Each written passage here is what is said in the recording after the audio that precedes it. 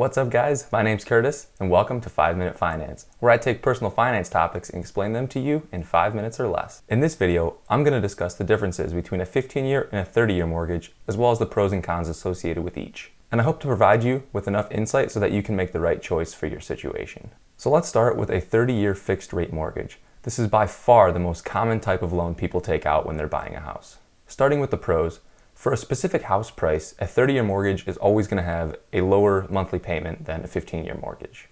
With that being said, it often leaves the buyer with more money each month to save, invest, or just allocate funds toward other priorities. Also, similar to the first point, if you have a specific amount of money that you're looking to spend on housing each month, a 30-year mortgage is going to allow you to buy a larger house or a more expensive house than a 15-year mortgage. Now, a couple of cons. Generally, the interest rate on a 30-year loan is going to be slightly higher than the 15-year.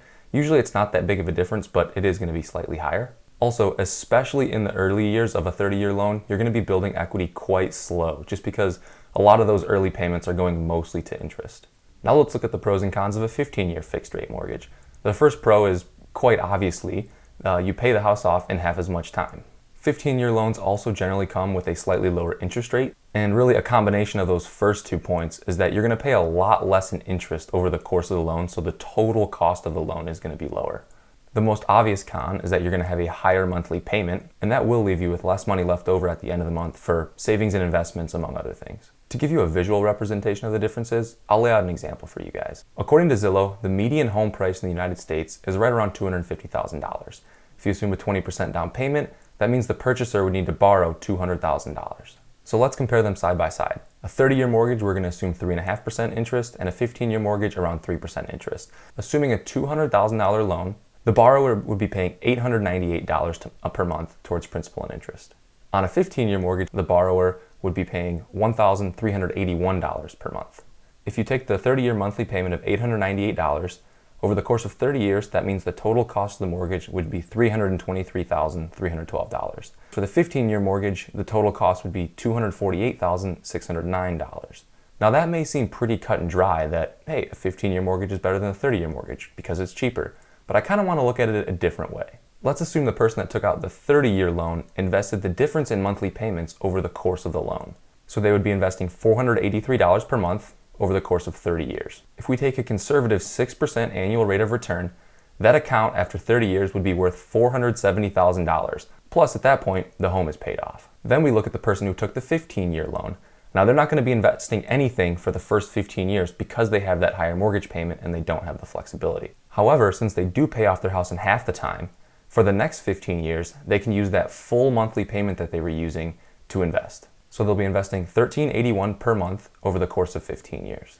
So after 30 years, 15 of which were spent putting money just to the house and 15 years were spent investing, your account will be worth around $396,000, assuming the same 6% rate of return. Plus, at this point, you do have a paid off house. So as you can see, since the investment returns are higher than the interest rate, mathematically, it does make more sense to just take the longer loan and invest the difference. In this hypothetical example, the person that took out the longer loan actually ends up with $75,000 more at the end of 30 years than the person who took the shorter loan.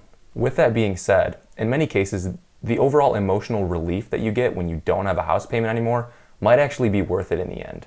Plus, you can't guarantee that you're going to get a specific rate of return over the next 30 years, whereas if you choose the shorter loan option, you guarantee you're going to get out of debt quicker. If you're curious on what I would suggest, now I'm not a financial advisor, so ultimately this decision's up to you. But here would be my suggestion. If you already save a very good portion of your income to savings, retirement, investments, if you are comfortable with the higher payment, and if you value getting out of debt quicker, go ahead and take the 15-year loan. A similar option that might be a little bit more flexible is to take out the 30-year loan, but pay extra principal each month as if you took out a 15-year loan. This really is the best of both worlds. You took out the longer loan, so your monthly payment is lower. However, paying extra will allow you to pay it off quicker and get out of debt faster. If anything comes up, then you can always fall back on that lower 30-year payment. Now, if you're comfortable being in debt and would prefer to invest, and historically, investment returns would be higher than the interest rate, then go ahead and take the longer term and invest as much as you can. At the end of the day, it's your decision, but I hope the information I've laid out in this video has kind of helped you decide whether you want a 15-year mortgage, a 30-year mortgage, or maybe you go with that more flexible 30-year mortgage, but you pay it off a little bit early. Guys, thank you so much for watching. If you enjoyed the video, I would love if you gave it a thumbs up. It would really help me out. And if you're interested in more content like this in the future, please subscribe. Thank you.